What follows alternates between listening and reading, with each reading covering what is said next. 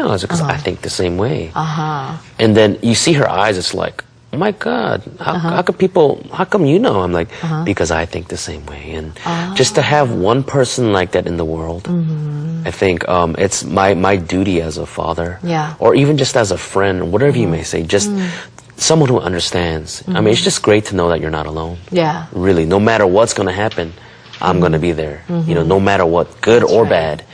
And that's what she says, we're behind you, Dad. And there's a lot of times in life when you realize, you feel you're alone. You really do feel alone. And that's when I think later, like later in life, I think she'll understand that. Oh, that's so good.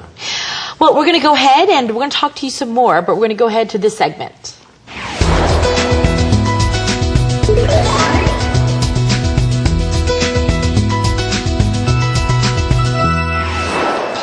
This is where we're going to catch a message. That's right.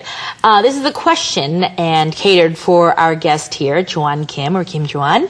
And it's from ID CHG0311 says, I heard that you are a professor at Hanyang University currently.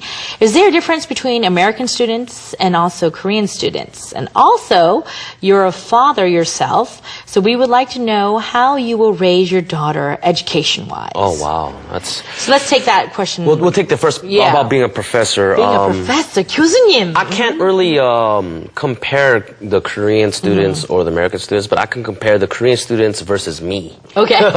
When I was a college student. And yeah, they're really good. They're pretty good. I mean, I'm a singing professor, right? So but where did you go to school? I went to school at UCLA for a semester. Yeah, and then I went to community college before that. I see. But I actually did a lot of like work. I had many things that I had to do, like singing and getting ready for my albums.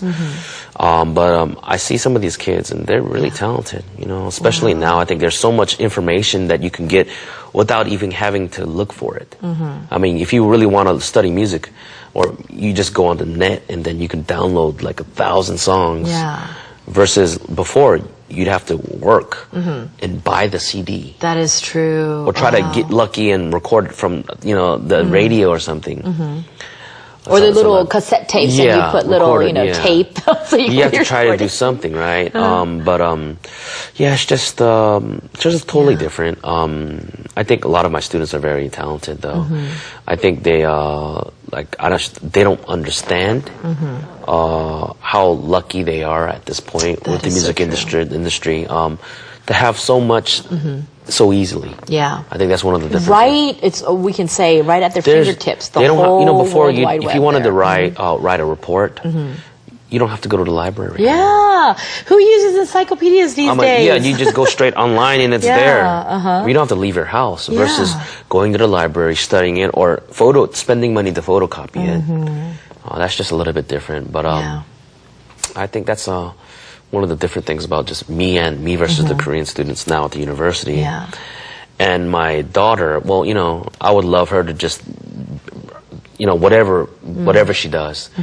Just, I think music should be something that you enjoy to do. I mean, even if it is your job. Yes. And so, I think being a balanced person is also very, very important too. So, you have to, I want, whatever it may be, even if you do become a professional singer, I still want you to, go to college. Yeah. I want you to, we have to become, like human beings first, and a lot of times it's, being able to adjust with whatever may come. And I think college and high school and school just helps you adjust for the next things. And, yeah.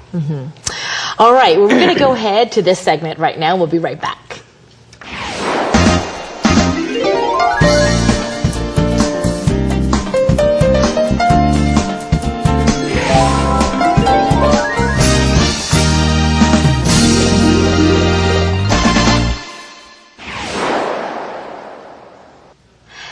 This is that segment. We're back here and doing that stars donation. Donation. That's right. And so what we do is we get an item that's meaningful from you, the star, and then we're going to eventually have an auction for this, and maybe this is my first real hip hop hat from the Solid days. Whoa! Basically, it's you know how like back then used to be sort of round. Yeah. This is my first flat style hip hop hat. Wow. And so it goes back with me.